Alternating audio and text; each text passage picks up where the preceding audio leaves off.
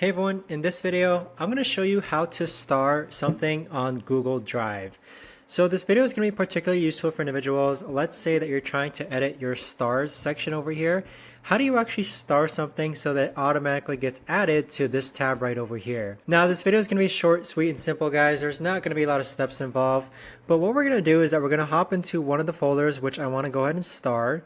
So let's go ahead and star one of my YouTube channels right over here. So on this folder right here, in order to star something, you need to click on the folder that you want to go ahead and star. Right click it and then click on Organize, and then click on Add to Star. So once you do that, you can see that the folder has been added to my starred folder over here.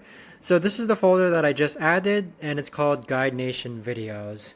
So now it's easy to access, and in order to remove something that's starred, you just right click it again, and then click on Organize, and then Remove from Starred. But that right there, guys, is the best and easiest way that I know of to actually go ahead and star something on Google Drive.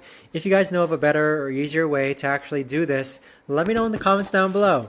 I would love to know. Thanks so much for watching, everyone, and I'll see you guys all in the next video.